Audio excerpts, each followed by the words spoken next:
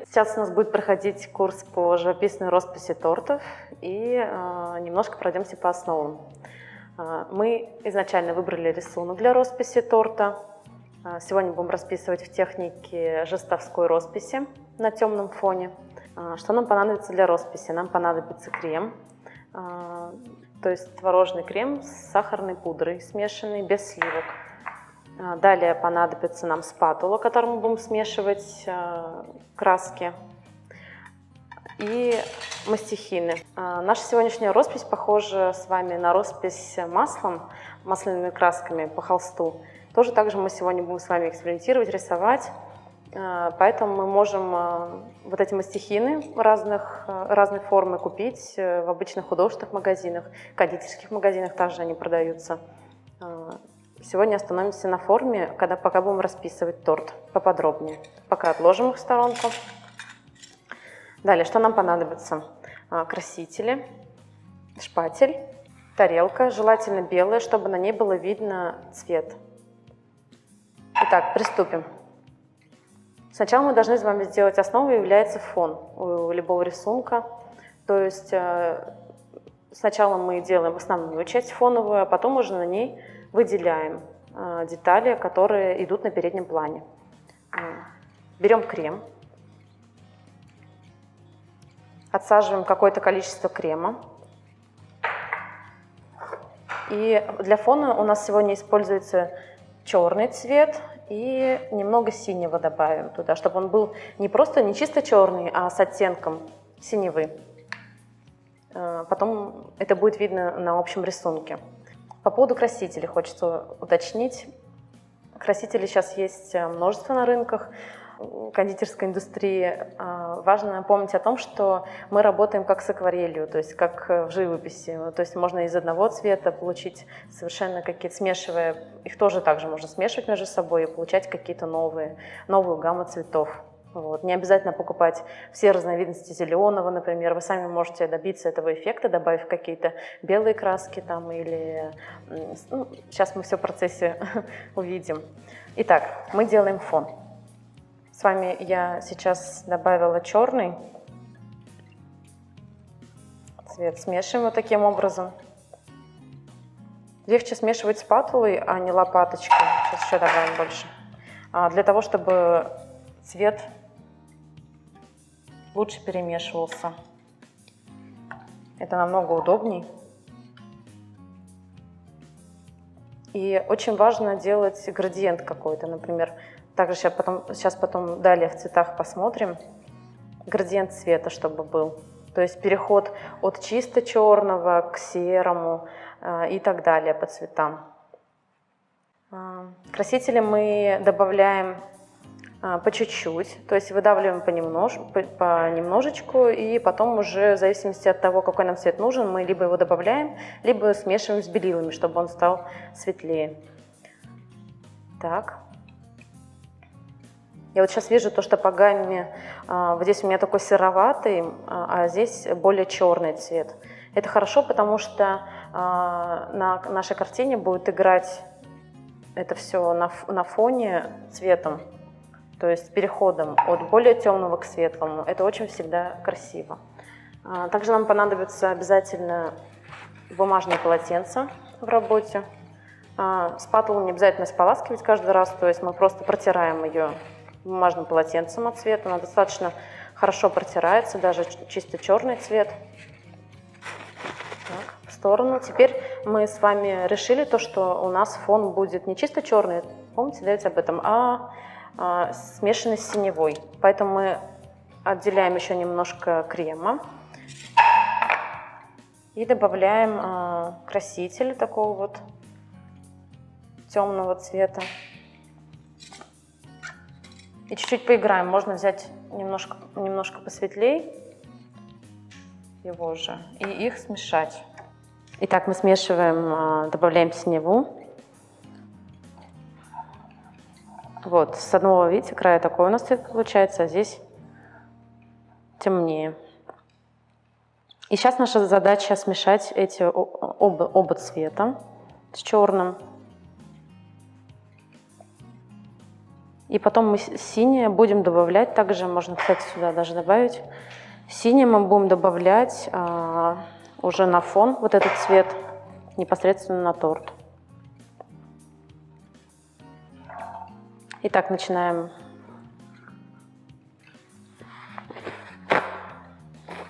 покрывать торт фоновым цветом.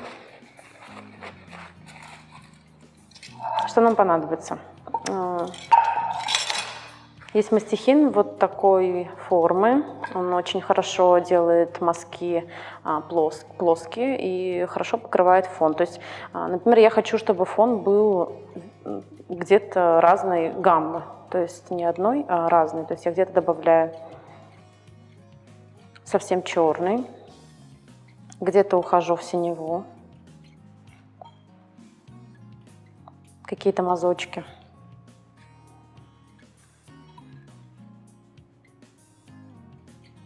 Пока вот таким вот образом.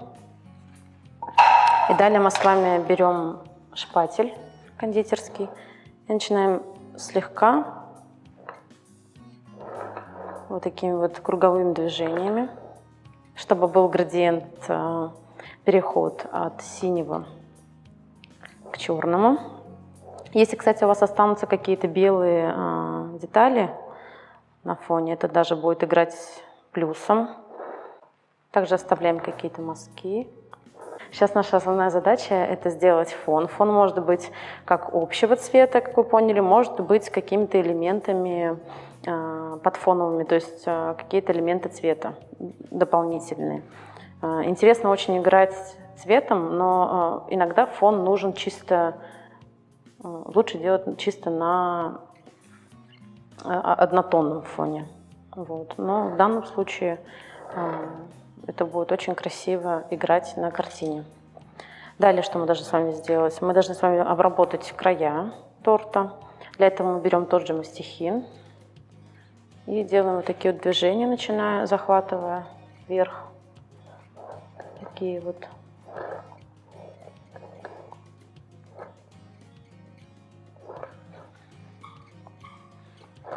Сверху вниз. Видите, очень красиво идет разбалансировка цвета по гамме от темного, от черного к синему цвету. И так вот мы захватываем, стараемся захватить все белые промежутки.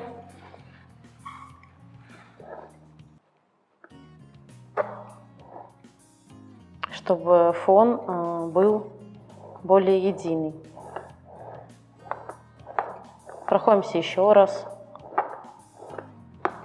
тем же мастихином.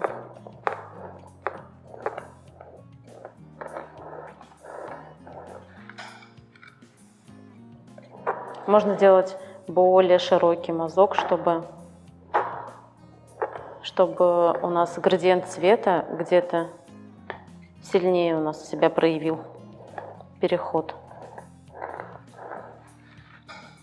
Далее мы видим то, что у нас сверху торта есть такие вот, от того, что мы делали мастихин, есть такие недочеты, мы их тихонечко смазываем в общую.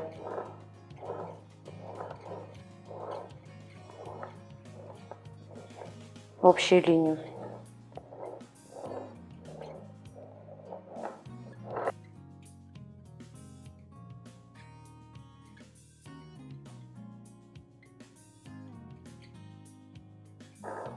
Далее, какие наши действия? Мы должны с вами определиться, где у нас будет лицевая сторона. То есть мы должны выбрать самую красивую точку, какой мы будем подавать торт, ну, лицо. И от чего будем плясать. Мы крутим торт и смотрим, где у нас по градиенту цвета лучше всего легла краска, и вот как бы, ну, нам больше всего нравится. Так, сейчас я выберу и вам обязательно покажу.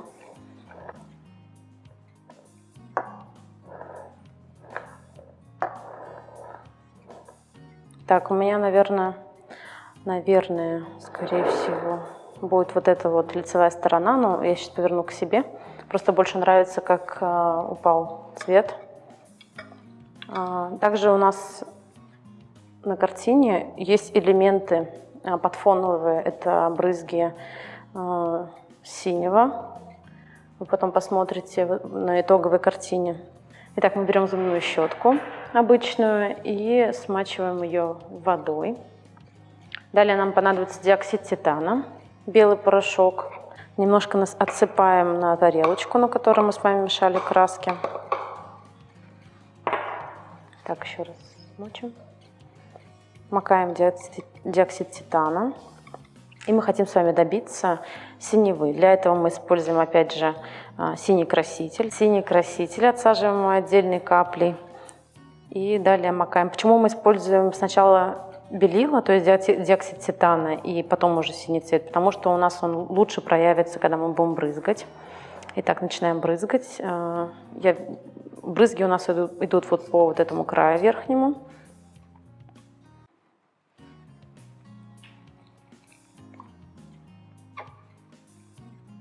Поэтому стараемся попадать именно туда.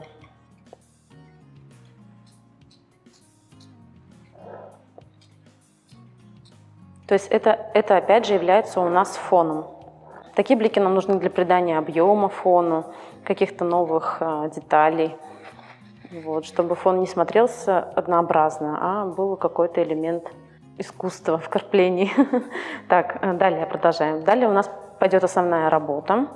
Мы сейчас торт уберем на минут 5, пока я буду смешивать красители, и далее продолжим. Достанем его из холодильника. Нам это нужно, чтобы фон немножко затвердел, схватился, и потом далее было следующие элементы, которые находятся на переднем плане, нам легче расписывать. Убираем в холодильник. Далее наши действия – это смешать основные краски, то есть мы смотрим по гамме цветов, заранее подготавливаем красители нужного цвета, которые нам подходят по рисунку, и начинаем смешивать.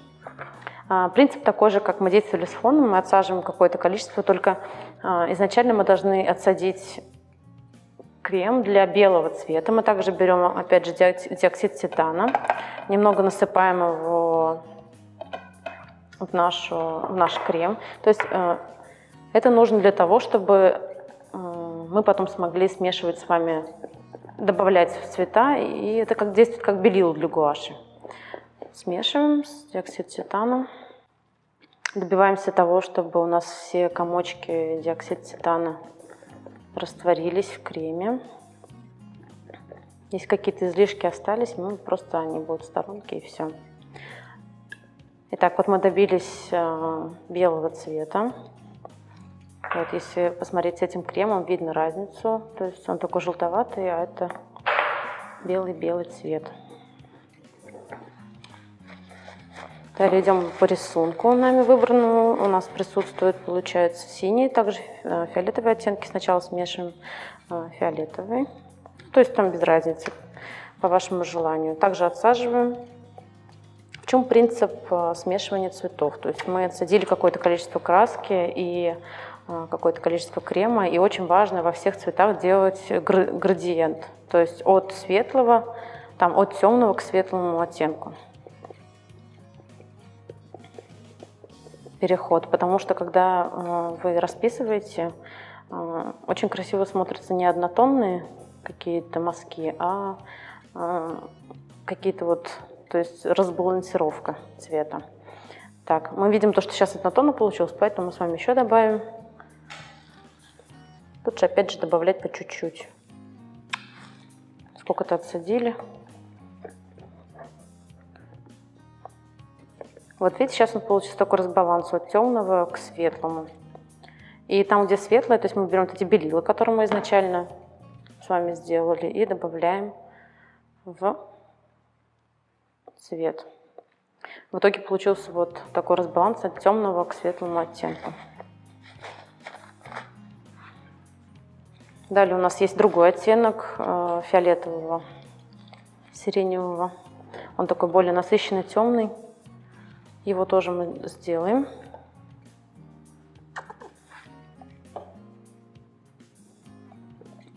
Такой же получается фиолетово-синий. Самое тяжелое, наверное, в процессе росписи – это смешивание цветов, потому что это занимает достаточно много времени. Но при том, при всем, это очень занимательно, интересно. интересно экспериментировать и смешивать цвета. Я вам сейчас тоже это покажу. Так, фиолетовый мы смешали.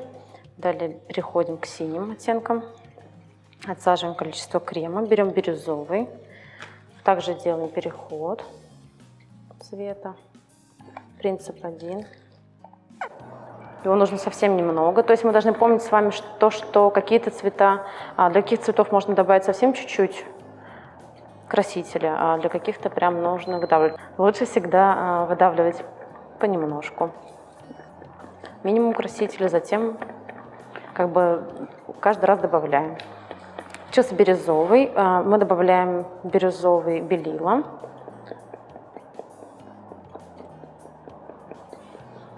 И смешиваем. Еще чуть-чуть. Так, далее вот то, что у нас остался цвет, мы можем с вами перемешать слегка вот с тем цветом, что у нас получилось, чтобы появился какой-то новый оттенок у нас с вами. То есть взаимодействие сиреневого с бирюзовым. Далее мы отсаживаем опять крем. Смотрим по рисунку. Идет такой вот темно-синий. Не темный, это такой, такой переход от бирюзового, так скажем, к темному. Вообще гамма синего разнообразна, и можно смешивать. Если вы хотите более какой-то серый оттенок получить по рисунку, да, синего, вы можете добавить туда черный цвет.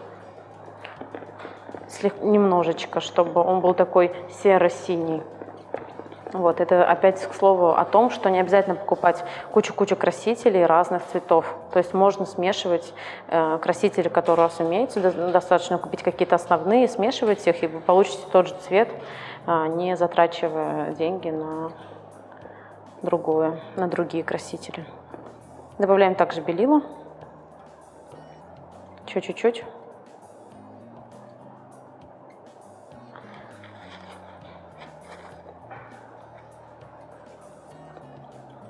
Так, далее мы закончим с вами синим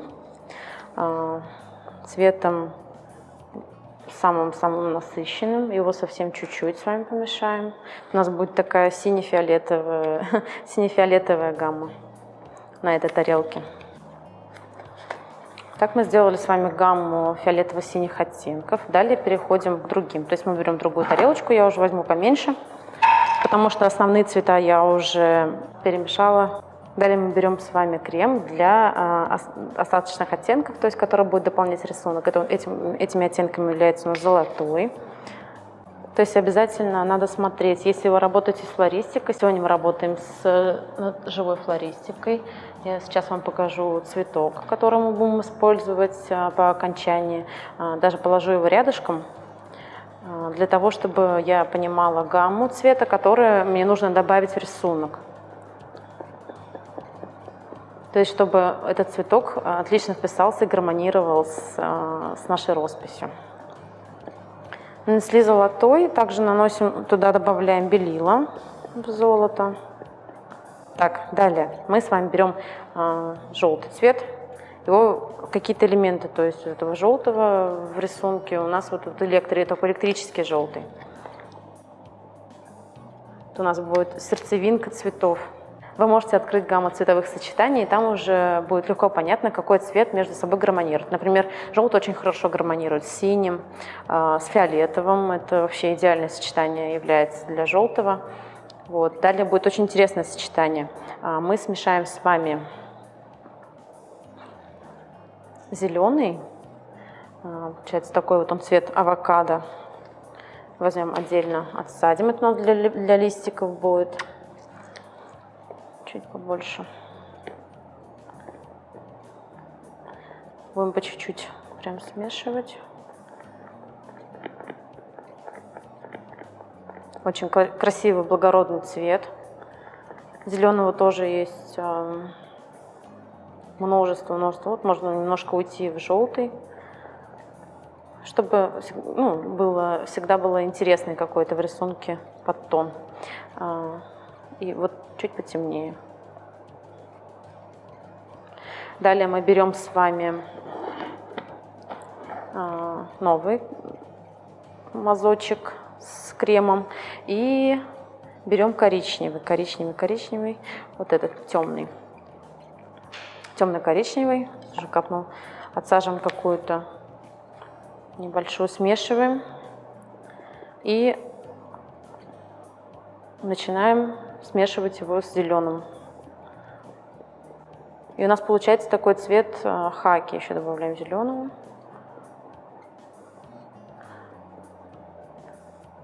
Получается цвет хаки. Такой травянистый цвет. Но это опять же мы идем по рисунку. Светлый. Сейчас мы еще сделаем оттенок. Такой же оттенок, только потемнее зеленого. Очень интересно, когда вы рисуете листья, какие-то такие элементы зеленого, природу, да, очень здорово, когда у вас есть как раз таки какие-то разные цвета, оттенки зеленого, то есть там от темного к светлому. Ну, достаточно двух каких-то цвета травы, такой вот он оттенок, и цвета авокадо. Вот такой. С белилами тоже работайте аккуратно, отдельными какими-то участками откладывать, потому что вы не выведете цвет в тот, который у вас был изначально вот такой. То есть если вы смешали его с белилами, обратно перейти в тот цвет, который вы добавляя хоть сколько красителя, у вас не получится. Поэтому тоже аккуратней. Мы сделали зеленые оттенки, все, у нас осталось с вами заключительные такие цвета. Хоть и в рисунке у нас в основном его нет, но так как мы видим цвет цветка, поэтому мы его добавим. Тут идет краситель, они чуть похожи, но на самом деле, ну, кажется похожим, на самом деле они разные. Сейчас покажу, в чем смысл. И мы по чуть-чуть добавим их в нашу роспись. Так. Сейчас покажу, чем они отличаются. Один краситель такой более спокойного цвета, один ярко-розового цвета. Вот такой у него цвет такой интересный персиково-розовый цвет. Даже не персиковый, такой он благородный, розовый. А дальше вы увидите разницу цвета с этим оттенком. Здесь обязательно добавим белила, также на какую-то часть. Сделаем его чуть полегче, для того, чтобы он плотно не смотрелся на нашем рисунке. Далее мы берем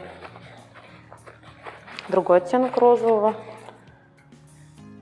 Это такой розовый, электрический розовый. Всаживаем. Также смешиваем. Это совсем уже другой цвет.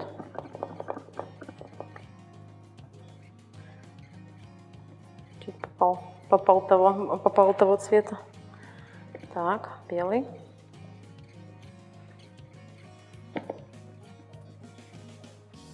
И можно их подмешать вместе.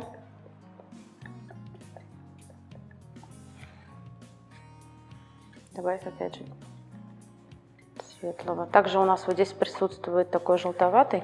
Мы прям желтый с вами добавим сюда.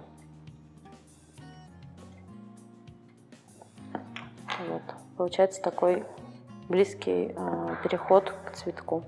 Все, с цветами мы закончили. Далее мы достаем с вами торт. Так, мы начинаем с вами расписывать торт. Достали его с холодильника. Простоял у нас все время. Пока мы с вами смешивали красители, краски, он успел подзастыть, подсхватиться. Мы с вами должны нанести образец, по которому будем рисовать.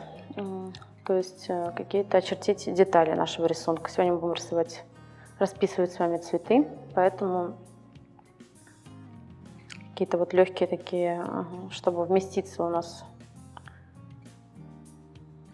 в торт, мы должны заранее представлять, где у нас разместятся с вами наша цветочная разместится композиция. Она будет у меня находиться здесь, поэтому мы располагаем живопись цветов там, где в той области, где не затронет, которая не затронет цветочную флористику. Итак, очертили. Так, очертили. Ну, то есть, если у вас с этим хорошо, с планировкой, так скажем, деталей, Этого не обязательно делать, но так как если вы начинаете только расписывать, то очень важно показать, где будут именно находиться предметы, которые вы будете расписывать. Далее, смотрите, у нас есть мастихины разных размеров, разные формы, то есть есть такой крупный, да, чуть поменьше и маленький еще вот такой вот. То есть все эти мастихины дают разный мазок. В данном случае мы сейчас попробуем с вами пока вот этим вот расписать наши цветы. Если бы диаметр торта или цветы были покрупнее, например, это пионы, то мы воспользовались крупным мастихином. Но, может быть, он нам тоже пригодится. Итак, начинаем. Мы берем краску, которую мы до этого с вами размешали, сиреневых оттенков, смотрим на рисунок. И первый я хочу взять, например, нарисовать бирюзовый цветочек. Отсаживаем крем по цветку. В росписи цветов нет никаких правил. У вас может быть... Так, сейчас крупно возьму. У вас может быть свой, не похожий ни на что цветок, даже на рисунок. Роспись нашего цветка, наших цветов и вообще роспись в целом природы, пейзаж вы захотите нарисовать, или людей, какие-то дома. У вас может быть она не похожа на картинку, но роспись, она это такой предмет индивидуальный, поэтому очень будет здорово, если вы будете просто действовать так, как вы чувствуете. Крупный мастихин взяла, потому что с помощью него как раз-таки легче отсаживать крем, и он не смешивается с моим фоновым рисунком. То есть у каждого цветка, опять же, есть основа, а потом мы уже будем прорабатывать какие-то мелкие детальки. Но сначала я нанесу общее по нашему рисунку, который у нас перед глазами. Какие-то синие оттенки.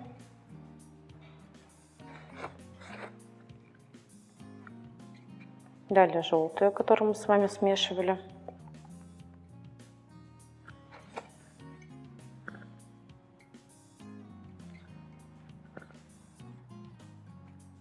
Опять же, пока только нанесем основу.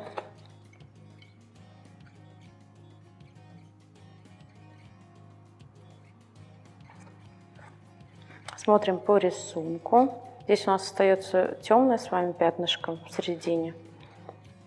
Вот, поэтому мы его не закрашиваем. Далее берем сиреневый, который мы смешивали другого цвета. Там мазки более мелкие, поэтому мы поменяем мастихин, то есть цветочек более мелкий.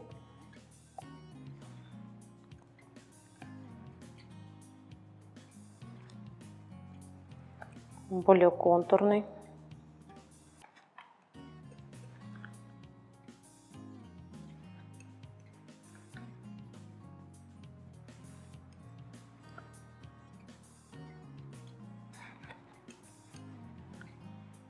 Здесь у нас идет лепесток.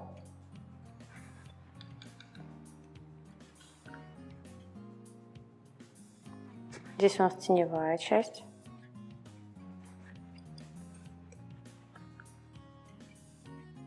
Вот такими вот движениями получается наш с вами цветочек.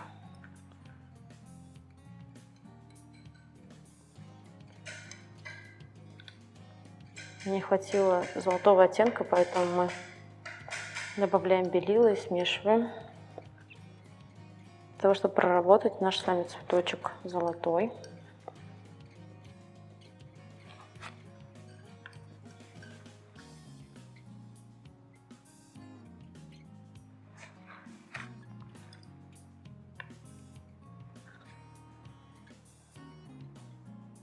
Когда мы нанесли уже общие какие-то очертания, мы начинаем прорабатывать мелкие детальки. Это в зависимости от вашего времени, от вашего желания потворить, поэкспериментировать. Вы можете до бесконечности прорабатывать цветы и какие-то детали композиции, все время добавляя что-то новое в работу. Если вы чувствуете то, что фон начинает перемешиваться у нас с вами с передним планом наших красок, которые мы смешали, то можно убрать опять же тортик в холодильник и продолжить нашу с вами роспись. Добавляем элементы желтого. Нужно добавлять как можно больше мелких деталей, как-то быть усерднее, что ли, к рисунку, видеть, прорабатывать их. От этого роспись и цветочек заиграет. Помня о том, что у нас будет с вами цветок живая флористика, мы добавляем с вами в наш золотой цветочек. Смешалась краска розовый подтекст. Можно также добавить где-то нотки. Можно сделать какие-то отдельные цветочки для того, чтобы как такие золотистые ромашки.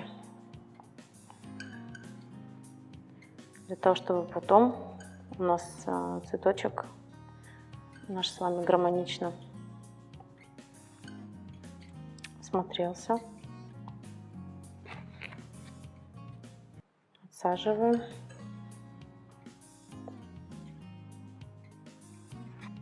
У нас есть также синие цветочки, поэтому мы отсаживаем мелкие синие детальки. Сейчас мы тоже с вами их прорисуем. Они у нас идут с золотистой сердцевиной. Итак, вот наша с вами готовая цветочная композиция. Сейчас мы дополним ее брызгами, как мы с вами поступали ранее. Смачиваем зубную щетку водичкой, отсыпаем какое-то количество диоксида титана на поверхность, макаем и делаем брызги. Лучше брызги делать сначала где-то, попробовать на заднем плане, посмотреть, какое количество воды, чтобы они не были такими явными. И далее уже начинаем работать с лицевой стороной, чуть попадая на... Главное не переборщить.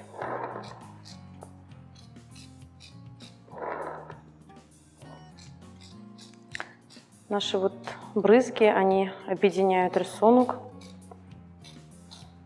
в один тон. Нужно сделать снизу побольше. Еще макнем. Какие-то вот большие. Далее мы с вами воспользуемся глиттером. Это такие пищевые блестки. Они бывают в разных оттенках. В данном случае я подобрала оттенки, которые подходят к нашей росписи.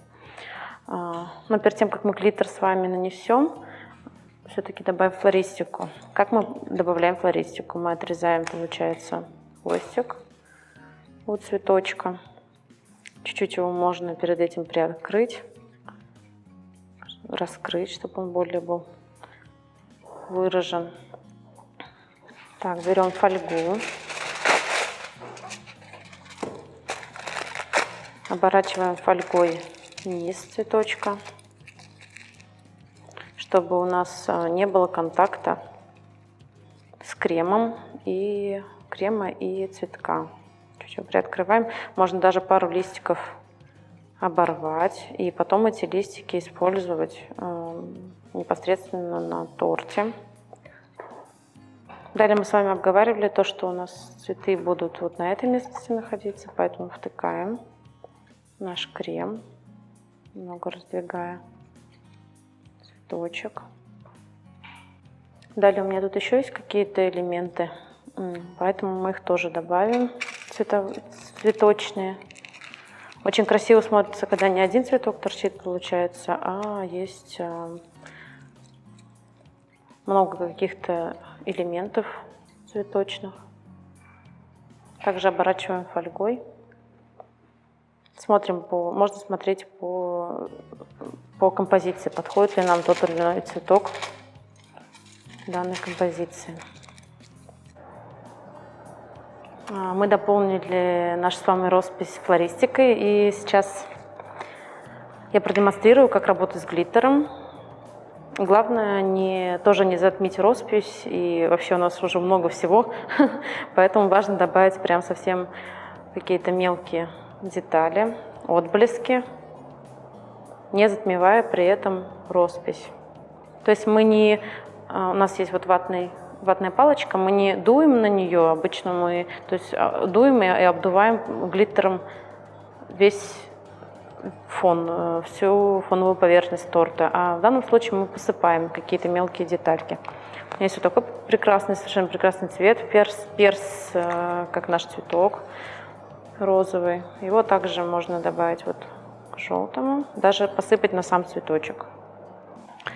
Вы можете бесконечно долго экспериментировать с флористикой, с декором, но главное знать меру и остановиться вовремя, не переборщив, то есть чтобы все смотрелось гармонично. Спасибо за внимание. Сейчас подробнее бы хотелось остановиться на тех моментах, если вы выбираете рисунок какой-либо, кроме флористики. Рисунки каких видов бывают? Бывают люди, пейзаж, ну и флористика, которую обычно мы расписываем на тортах. Возможно расписать. Ну или какие-то предметы, да? Какие-то там, то есть фрукты, ягоды, предметы интерьера и так далее. Все это воля вашей фантазии, что вы хотите расписать. Можете расписать картину Ван Гога, взять его за основу. Можете выбрать какие-то Венецию, Италию. Желательно выбирать такие работы, которые вам по душе. Если вы любите каких-то художников, то есть мы берем живописца и начинаем также подбирать цвета, как я показывала, то есть по гамме. Но какая должна быть во всем этом основа? При выборе рисунка вы должны искать именно акварельные рисунки или живописные, то есть где сразу видно работу мазка, как он положен, чтобы более-менее было сравнимо с рисунком. То есть мы не смотрим, мы не расписываем по фотографии, а рисуем именно по акварельным живописным работам. Вот. В чем заключается основа работы, когда мы рисуем пейзаж? Его основа состоит также в фоне. Фон, как мы наносили для цветов, также мы наносим для пейзажа. То есть только фон у нас, например, в пейзаже мы сразу должны определить. У нас есть какая-то, например, делится по граням. У нас, например, есть небо, да? Небо. Далее у нас какие-то горы идут, допустим, да? Горы, и дальше вода. То есть мы должны сразу понять то, что у нас фон будет разных вот именно этих оттенков. То есть мы должны закрасить синее, там голубое небо, горы. Горы это значит коричневое. И здесь какой-то другой оттенок воды, основной. Обычно здесь идет какая-то зелень, поэтому здесь тоже сразу закрашиваем вот этим мастихином, который плоский, да, у нас сейчас я его покажу.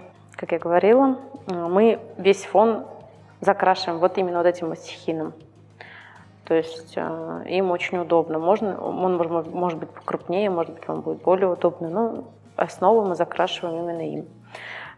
Далее, после того, как мы закрасили фон, да, в разные оттенки, мы уже начинаем вытягивать и прорисовывать детали, так же, как мы работали с цветами, которые находятся на переднем плане. То есть, допустим, у вас есть на картинке, которую вы расписываете, пейзажи, маяк, который светит.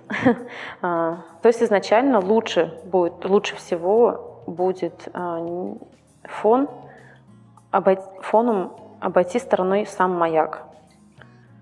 То есть мы не закрашиваем фоном всю картину, а оставляем именно белое пятно, на которое, осознавая то, что у нас там будет, заранее его очертив на торте. И прорисовываем вокруг него весь фон. И далее уже сам маяк. Это почему делается? Потому что он будет ярче и более выраженнее смотреться на фоне фона. Еще хочется сказать по поводу росписи пейзажей, упомянуть о том, что хорошо, если в нашей картине есть какой-то главный элемент. Например, маяк, какие-то горы, опять же, какое-то дерево посреди дороги. То есть этот элемент обязательно должен присутствовать, потому что именно благодаря этому элементу вы сможете проработать и вытянуть этот элемент на передний план, и тогда будет картина оживать. Вот. По пейзажам все. Далее хочется поговорить о картинах с людьми. Возможно, ваш профессионализм дойдет до того, чтобы вы расписывали именно такие работы, попробовали, по крайней мере. Вы должны сделать набросок человека, животного, которое вы будете расписывать. Ну, допустим, вот такой человечек, да? То есть, не обязательно такой, конечно, должен быть примитивный, но с него стоит попробовать. Очень интересно было бы нарисовать, если у вас какие-то дети есть там, или подарить сестрам, братьям мелкие их рисунок, который они изобразили сами. Вот, это тоже очень, с этого прикольно начинать. То есть это довольно легко, то есть рисовать людей, которые нарисовали они, изобразить. Какая основа? Если вы рисуете, да, человека, там, такие примитивные вещи, либо произведения Климта, или какие-то такие, портрет матери, если у вас есть какое-то художественное образование. Как мы работаем с прорисовкой людей? Мы должны обязательно очертить контур. Этот контур поможет нам более детально проработать какие-то мелкие детали, если мы работаем конкретно с лицом или с фигурой, прорисовать ножки, ручки, то есть заранее. И потом, сделав фон, после фона мы начинаем прорисовывать уже внутренние детали, какое-то основное лицо, и ноги, руки и так далее, цвет глаза. Очень здорово рисовать именно портреты. Надо понимать, что это не холст и не бумажка, поэтому очень тяжело прорабатывать какие-то особенно мелкие детали, поэтому желательно рисовать какие-то крупные элементы. Лица, птиц, бабочки. С росписью пейзажей и людей, и животных мы разобрались. Хочется еще упомянуть о том, что флористику мы используем все-таки в работах, в которых мы изображаем именно флористику. Обычно я всегда узнаю у людей, какие у них любимые страны, увлечения и так далее. Вот стоит, наверное, от этого отталкиваться при выборе картины. Какие любимые художники. Вот. На этом все. Спасибо большое вам за внимание. Надеюсь, вам понравилось, вы будете пробовать и совершенствовать свои работы, и у вас обязательно все получится.